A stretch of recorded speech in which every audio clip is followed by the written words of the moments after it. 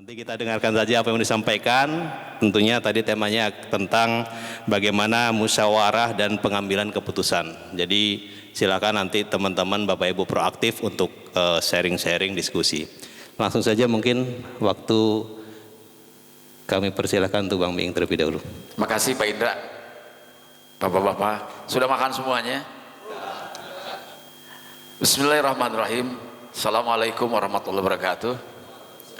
Alhamdulillah wa syukurillah wa la hawla wa la quwata illa billah. Asyhadu an la ilaha illallah wa la syarika lahu wa asyhadu anna Muhammadan abduhu wa rasuluhu la nabiyya ba'dah. Allahumma shalli wa sallim ala sayyidina Muhammad wa ala alihi wa sahbihi illa yaumil ma'ad. Ba'du. Bapak-bapak para anggota Badan Permusyawaratan Desa. IL-nya gimana tadi? BPD, ya, Badan Permusyawaratan Desa atau BPD ya. YL-nya gimana Pak tadi? Apetnas? Oh, mengabdi. Tapi kepanjangan tadi saya nggak hafal. Udah mengabdi aja lah, yang penting buat ujungnya Indonesia. Ya. Baik Bapak-Bapak sekalian, saya hari ini ada di sini karena memang rencana Allah, rencana Tuhan. Satu ketika kami belum seminggu ya Pak Indra bertemu dengan sahabat lama saya Pak Indra Utama. Kita punya rencana ada pekerjaan bareng di Kalimantan. Kemudian ngobrol-ngobrol soal Apetnas ini, soal BPD ini. Menarik. Pak Miing mau nggak ngobrol di sana? Ayo. Saya orang yang suka dengan tantangan dan begitu saya pelajari atas saran Pak Indra Undang-Undang Nomor 3 tahun 2024, yaitu dia adalah perubahan dari Undang-Undang Nomor 6 kalau tidak salah ya. BPD itu sangat strategis banget gitu loh, sangat-sangat amat strategis. Namun demikian Pak, saya tuh nggak biasa duduk kalau ngomong, boleh berdiri ya? Oke. Nah di sini aja di ujung apa? Saya jangan di sini, ini kan saya bukan pejabat, ini kan buat menteri, buat saya gini aja. Bukan apa-apa, badan saya kecil ketutupan kalau di sini. Bapak-bapak masih ingat saya? Masih. Di atas 30 kan usianya ya? 35 ya. Nama saya Dedi Miing Gumelar, nama komersialnya saya dulu Miing ya. Kadang kalau seminar Pak moderator biasanya suka nanya, Pak mau dipanggil Pak Dedi atau Pak Miing gitu, selalu kayak gitu. Saya bilang mau dipanggil Dedi boleh, panggil Miing boleh, asal jangan dipanggil KPK gitu. Karena saya bukan bupati. Waktu itu saya kira pengalaman hidup saya, tentu Bapak-bapak tahu sebagai penghibur selama 45 tahun bersama Bagito, bersama Didin dan Unang ya. Kemudian di politik, di partai 12 tahun dan di parlemen 5 tahun ya, di Komisi 10 yang membidangi pendidikan, kebudayaan, pariwisata, kemudian pemuda olahraga dan perpustakaan. Jadi saya ada pengalaman 5 tahun. Dan ketika ngobrol dengan Pak Indra bicara soal desa gitu, dan ini sangat strategis menurut saya. Justru the real otonomi ini adanya di desa Pak. Kalau saya lihat, gitu. Dilihat undang-undangnya ya. Saya nggak tahu bapak-bapak udah baca seluruhnya, udah hatam apa belum gitu ya. Biasanya kalau baca undang-undang tuh pasal-pasal yang penting aja kan gitu loh. Misalnya pasal apa tentang keuangan baru dibuka gitu loh, itu kan gitu, antara hak dan kewajiban dan sebagainya. Bapak Ibu sekalian, saya senang hari ini bisa ketemu, paling tidak kita bisa berbagi. Saya anak desa. Betapa dulu untuk jadi kepala desa itu tidak terlalu sulit karena variabelnya lebih pada terah biasanya. Karena orang zaman dulu itu jadi kepala desa itu Pak bisa lebih dari 10 tahun, bisa lebih dari 20 tahun. Karena dia terlihat dari adat istiadat gitu kan, dari adat istiadat, lalu dia itu bermusyawarahnya dulu hanya dengan tokoh-tokoh masyarakat, ada kiai, ada ulama, ada guru ya, ada pemuka masyarakat lainnya, dan itu pun informal semuanya, dan dia penguasa tunggal di desa itu. Sekarang kelihatannya berbeda dengan undang-undang desa ini. Jadi kepala desa harusnya lebih maju karena ada BPD. BPD ini kalau saya lihat sangat perannya strategis Pak, strategis betul gitu. Nah untuk itu saya kira ini menjadi penting bagi kita untuk dicermati bahwa kalau besok desa setelah undang-undang desa ada, setelah ada BPD masih tetap maju, berarti ada masalah. Harusnya justru desa sekarang itu sebagai alat penekan untuk tidak lajunya arus urbanisasi ke kota. Jadi kalau orang tidak mau ke kota berarti desanya berhasil, begitu ya. Kalau desanya maju, lurahnya hebat karena ada BPD-nya hebat. Tapi kalau BPD-nya tidur terus nggak bisa, gitu loh. Ini pentingnya kalau saya lihat. Nah, pengambilan musyawarah itu, saya jujur aja temanya baru dikasih hari ini loh. Saya nggak tahu atau saya harus bicara apa gitu. Jadi saya hanya melihat bahwa ini satu perjalanan yang bukan main. Tapi ternyata setiap desa tidak bisa sama karena sangat tergantung pada sosiokultur yang ada, pada budaya yang ada, Pak. Budaya. Jadi sekarang kan kalau dulu sarjana hanya milik orang kota ya. Sekarang di desa anak-anak kita sudah jadi sarjana kan, harusnya lebih maju. Bagaimana caranya mereka harus terjun. Nah, hanya mungkin kelemahannya kalau saya lihat politiknya lebih tinggi sekarang. Betul Pak? Politiknya lebih tinggi. Untuk jadi kepala desa saja butuh uang miliaran sekarang. Kalau enggak jalan. Dan variabel di politik sekarang di pemilu, saya pernah jadi calon wali kota, pernah jadi calon wakil bupati, pernah jadi calon anggota DPR, dan saya pernah berkali-kali kalah. Ternyata itu risetnya variabel tertinggi sekarang uang. Ini masalah. Kalau BPD besok bisa merumuskan satu sistem di desa agar mereka pemilihan tanpa uang, insya Allah rakyat akan sejahtera. Kalau satu desa mengatakan menolak suap, berarti desa akan sejahtera. Kenapa? Kemungkinan dapat pemimpin yang baik sangat besar. Tapi kalau rakyat belum apa-apa, saya di Bekasi nih Pak, kemarin dapil saya ceramah pidato gini gitu, kata ibu-ibu, Pak Miing, siraman rohani mah udah cukup di sini mah. Siraman yang lain buat hari H kira-kira kepastiannya bagaimana? Kalau kita nggak ngejawab lewat Pak udah.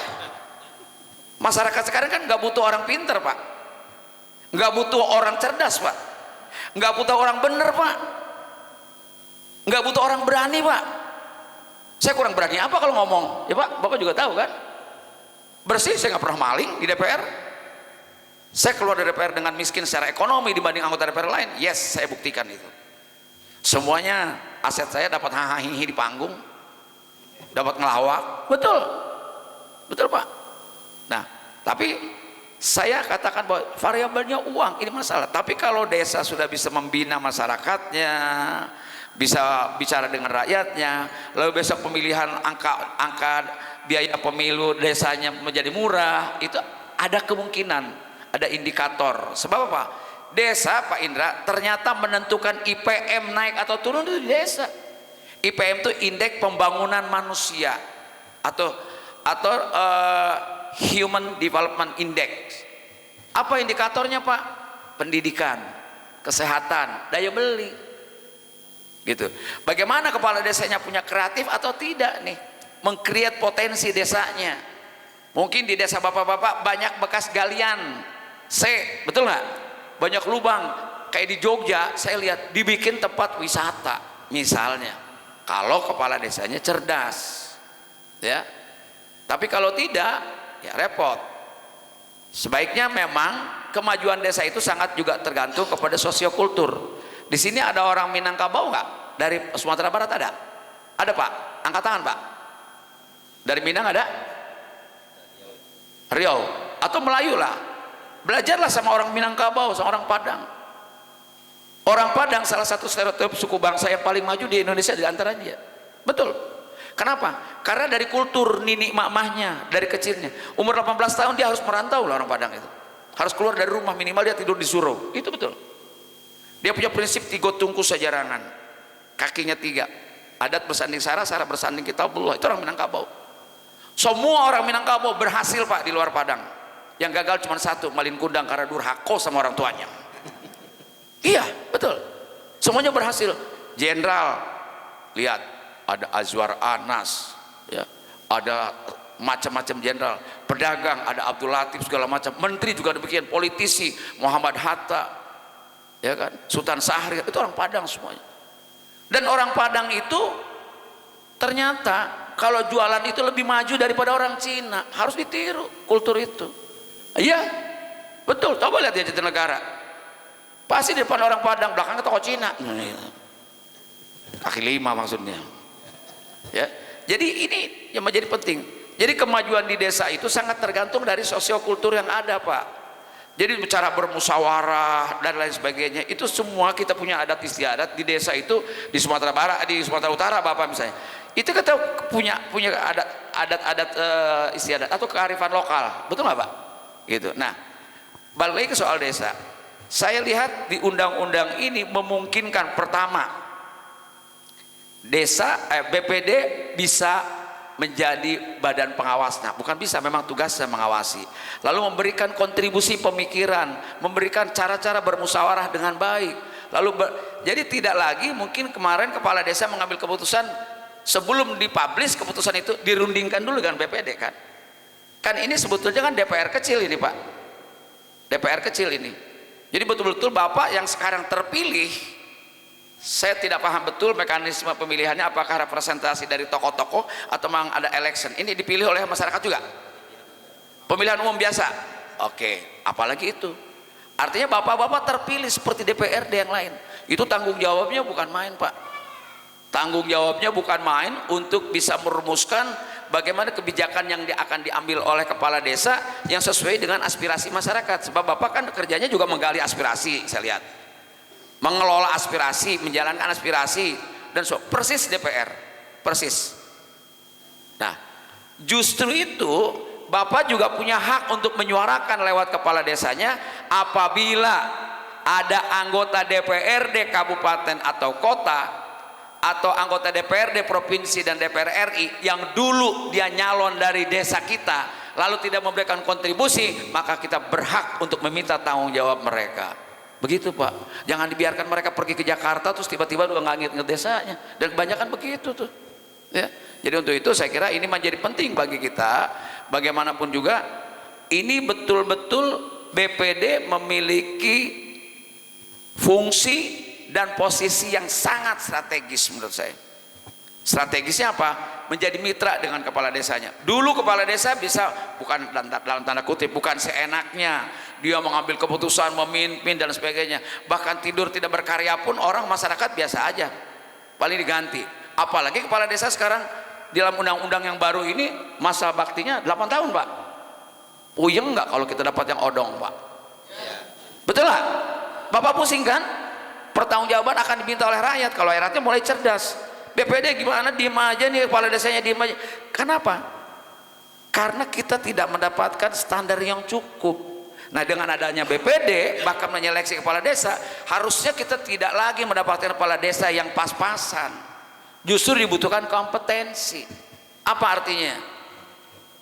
Jangan sampai kepala desa paradigmanya, cara pandangnya dana desa yang 2 miliar itu seolah-olah menjadi haknya. Walaupun sebetulnya prakteknya kasihan juga. Dana belum ada, yang datang udah banyak. Data belum cair. Yang ngaku wartawan abal-abal udah mulai muncul, ngancem-ngancem. Betul nggak? Lalu atas nama LSM atau ormas datang, betul nggak? Minta jatah. Semuanya kan harus dipertanggungjawabkan oleh kepala desa, Pak, termasuk BPD. Jangan dipikir itu APBD itu akan tidak bertanggung jawab. Kemungkinan saya nggak tahu ya. Mudah-mudahan udah banyak yang masuk penjara belum kepala desa? Ada juga. Banyak. Bayangkan. Wali kota dan bupati dan gubernur itu ratusan, Pak, yang masuk KPK. Apa artinya? Dia tidak mampu. Karena kepala desa umumnya mungkin dia tidak belajar bagaimana cara mengelola keuangan. Nah, kalau bapak-bapaknya juga sama, tidak memberikan pengawalan dan kontrol terhadap penggunaan anggaran itu, sama dan sebangun. Jadi mulai besok saya kira bagaimana caranya kita memilih kepala desa yang baik, ya, atas dasar musyawarah di desa itu, lalu bagaimana pengelolaannya, organisasi dan sebagainya. Dan satu hal, leadership dibutuhkan, Pak. Sebab apa? Dalam pengambilan keputusan mutlak, orang kalau leadershipnya lemah nggak bisa membuat keputusan yang baik. Keputusan yang baik adalah dia ambil kertas 1 lembar, dia bagi 2. Kalau ambil keputusan ini negatifnya apa, kalau ambil keputusan ini positifnya apa, dirundingkan dengan BPD, baru akan muncul, oh masyarakat kita ini begini, kami orang Sunda, kami orang Padang, kami orang Timur, kami orang Lombok. Itu pasti punya kultur, punya kearifan lokal tersendiri. Bagaimana cara berkomunikasinya? Mungkin tidak seperti saya orang Banten. Ada dari Banten di sini? Dari Banten, Kang. Di mana, Kang?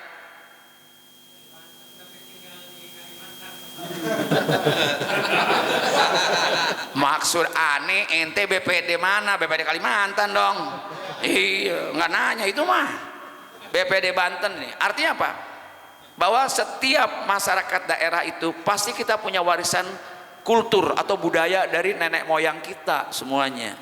Nah, untuk itu pasti cara-cara penyampaiannya berbeda gitu.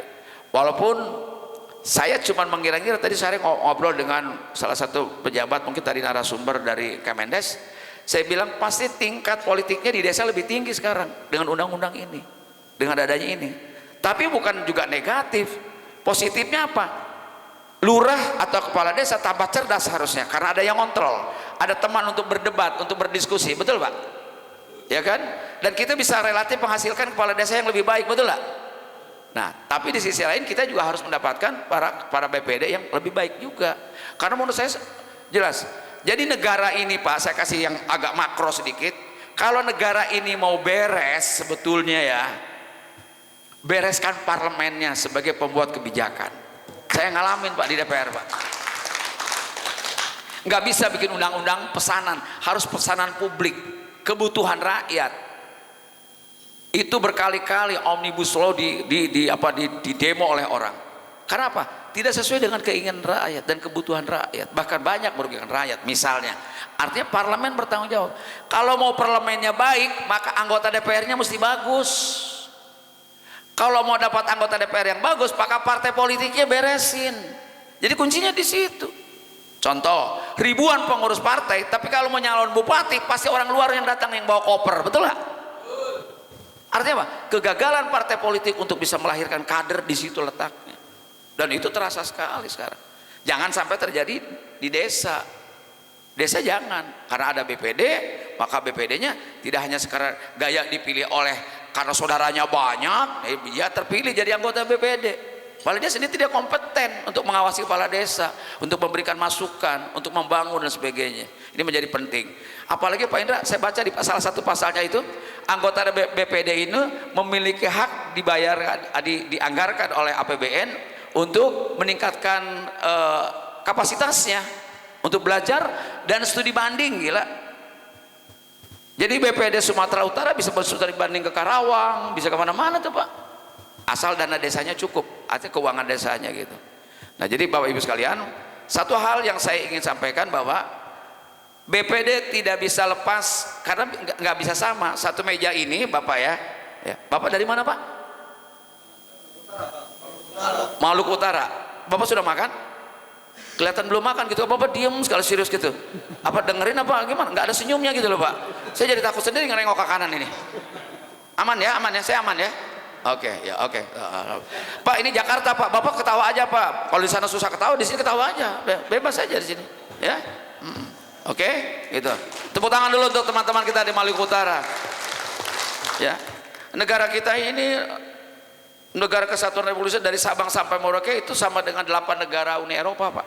Nggak pantas Indonesia itu miskin. Desa miskin itu nggak pantas Pak. Sumber daya alam kita cukup kuat, tapi kebijakan ini menjadi penting yang berpihak kepada desa atau tidak. Begitu banyak aset di desa, tapi kantor pusatnya di pusat sehingga desa tidak bisa narik pajaknya. Betul? Betul nggak? Kebun sawit di desa adanya. Betul? Tambang di desa adanya. Mana yang ada di Kalimantan? Saya pernah ke Kutai Kartanegara, Kalimantan Tengah. Betul nggak? Di sini tambang, sebelahnya orang miskin. Betul nggak? Itu nggak benar Pak. Besok kita tidak bisa diam saja itu. BPD-nya harus bergerak gitu. Nah, untuk itu saya kira Bapak-bapak sekalian, saya melihat BPD adalah satu posisi yang sangat strategis untuk bisa memakmurkan desanya, membangun desanya. Bapak-bapak pernah menonton videonya Kepala Desa Abdul Halim dari Sekapuk di Gersik, Kecamatan Ujung mana gitu. Ada yang pernah lihat? Coba buka deh Pak. Itu bagus banget. Itu desa miliarder. Ketika dia menjabat hanya 17 juta. Setelah itu 1 tahun kemudian sudah punya kas 2 miliar di luar dana desa. Bagaimana caranya? Yang saya tadi bilang. Ada bekas galian dia bikin untuk pariwisata, bikin danau, bikin segala macam. Jadi dibutuhkan Pak kepala desa yang kreatif, yang memiliki gagasan. Nggak bisa hanya karena setelah dilantik jadi kepala. Dan kebanyakan kadang-kadang begitu dana desa banyak kepala desa yang kawin lagi masalahnya kan, gitu. Ini hati-hati ini, gitu. Nah untuk itu Bapak Ibu sekalian, mari sama-sama bangun Indonesia mulai dari desa, awali dari desa. Saya yakin kalau desa ini sejahtera, bupati itu lebih enak mimpinnya. Ukurannya, dia akan bilang, oh ini desa di kabupaten saya, dia bilang kabupaten saya.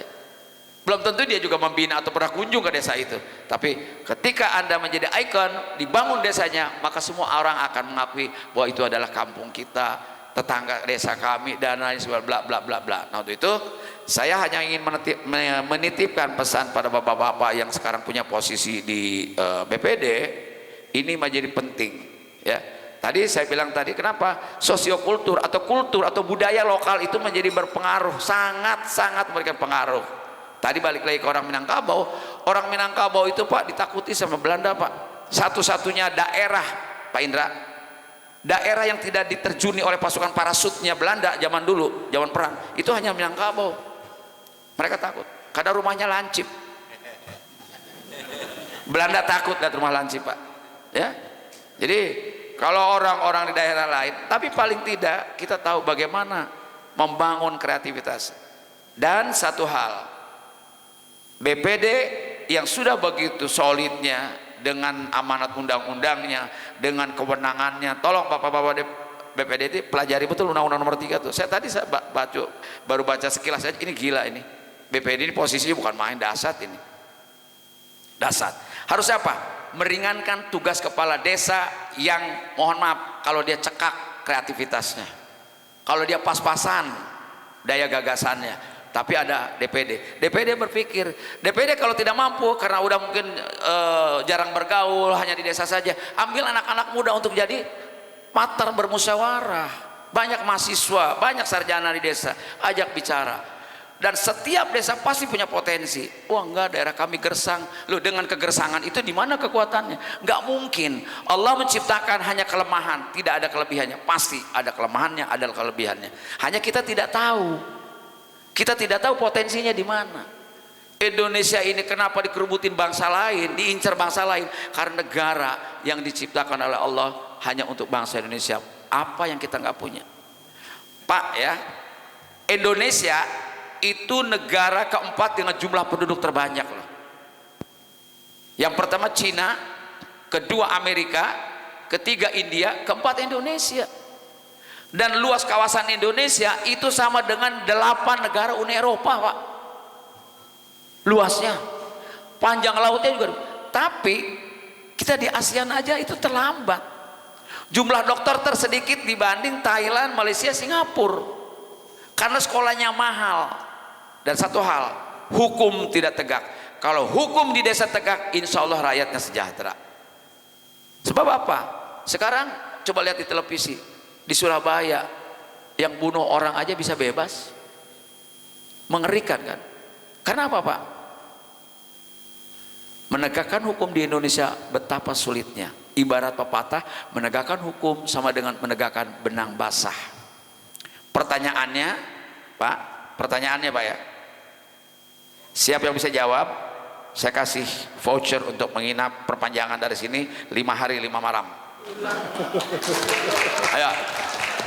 Oke, mana lebih sulit, menegakkan hukum atau menegakkan benang basah?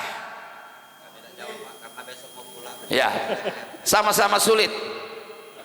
Tapi ada yang lebih sulit lagi, menegakkan hukum di tempat yang basah. Betul. Sekarang kenapa hukum tidak tegak? Karena tempat hukum, kejadian hukum disiram menjadi basah semuanya. Tidak ada yang mau jawab, nggak ada yang mau perpanjang 5 hari 5 malam. Mau pada pulang, udah kangen? Lah, berarti udah jalan-jalan ke Mangga 2 dong. Mangga 2 ke Mangga Besar. Ya. Biasanya orang daerah tuh kalau ke Jakarta langsung rapatnya sebentar, berjam-jamnya di luar itu. 5 hari 5 malam mau Pak? Nginep gratis, makan gratis di Polres Jakarta Pusat. Ya, balik lagi ke soal tadi, bagaimana BPD menjadi partner yang strategis bagi kepala desa. Menurut saya ini adalah kitanya sendiri jangan cuma nyuruh kepala desa bergagasan, jangan cuma nyuruh atau mengontrol mengawasi karena kita punya posisi, tapi kita juga harus introspeksi, sudahkah kita solid, sudahkah kapasitas kita cukup membadai untuk menjadi partner kepala desa. Sama halnya kepala desa satu orang, BPD berapa orang setiap desa? Minimal 5 orang. 5 ini berkuasa juga, tapi kolektif kolegial, persis kayak DPR. Kalau kepala desa dia tunggal kayak bupati. Kalau BPD sama dengan DPRD kabupaten, sama dia berkuasanya. Artinya memungkinkan semua keputusan kepala desa adalah keputusan 5 kepala atau 7 kepala atau 9 kepala. Maka untuk itu bapak-bapak strategis menurut saya. Nggak bisa hanya tinggal setelah terpilih lalu duduk, lalu kadang-kadang ketemu kepala desa hanya 2 bulan sekali, udah pasti nggak maju tuh. Harus intens. Minimal satu desa ini betul-betul bikin grup WA yang komunikasi setiap saat. Ya sekarang era digital Pak, menjual potensi desa kita bisa dengan berbagai macam caranya gitu. Nah untuk itu saya kira yang terakhir saya ingin sampaikan, ketika kita sudah mendapatkan posisi yang baik ini, maka manfaatkan dan gunakan untuk kemaslahatan di desa kita itu. Caranya bagaimana? Ada undang-undangnya, kita boleh mengusulkan untuk meningkatkan kapasitas kita kalau memang kemarin pas-pasan. Kan tidak semuanya anggota BPD juga hebat-hebat secara pendidikan, secara pengalaman, betul nggak? Hanya karena terpilih misalnya. Ini yang menjadi penting Pak, harus jujur kita. Supaya apa? Supaya kita punya jadi daya dorong bagi kepala desa. 8 tahun tuh nggak sebentar Pak, nunggu lama Pak. Kalau dia terengginas, dia cerdas, dia punya network di mana-mana, enak tuh kepala desa. 8 tahun nggak apa-apa, 10 tahun nggak apa. Tapi kalau odong, kalau orang Betawi bilang, betul nggak? Kalau lambat gitu, bangun aja siang kepala desanya, wassalam, kasihan masyarakatnya. Ke kota dia jadi pembantu, ke kota dia jadi supir. Bagaimana cara membuat masyarakat untuk betah di kampungnya sendiri? Maka libatkan mereka bersama-sama dalam pembangunan ini. Ya. Kurangi nilai-nilai politisnya agar kita bisa bermusyawarah dengan baik, lalu keputusannya kita rundingkan mana yang bisa bermanfaat bagi masyarakat kita, mana yang tidak. Nah kalau tidak, nah kita. Lalu yang kedua Pak, coba belajar di tempat lain.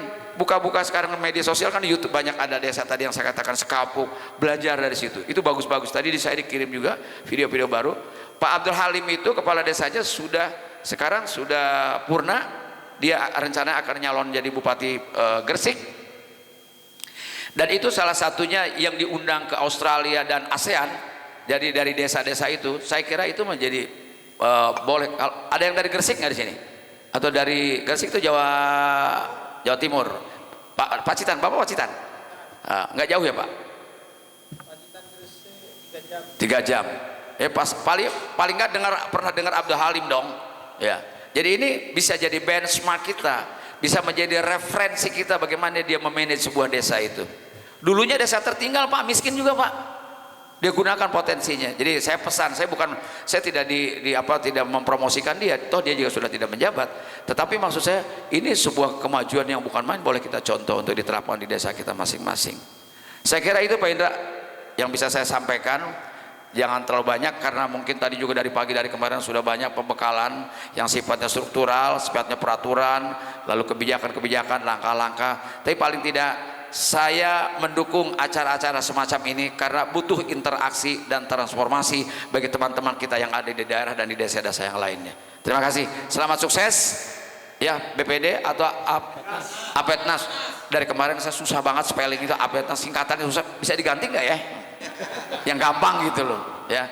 Oke, pokoknya BPD selamat hadirnya Anda harus mampu mensejahterakan masyarakat di desa itu, dan sebagai ukuran otonomi berhasil, otonomi daerah berhasil, lalu masyarakatnya tidak pergi ke kota karena dia betah. Ngapain ke kota kalau di desa sendiri dia bisa maju dan makmur. Terima kasih. Assalamualaikum warahmatullahi wabarakatuh. Waalaikumsalam warahmatullahi wabarakatuh. Terima kasih Bang Miing.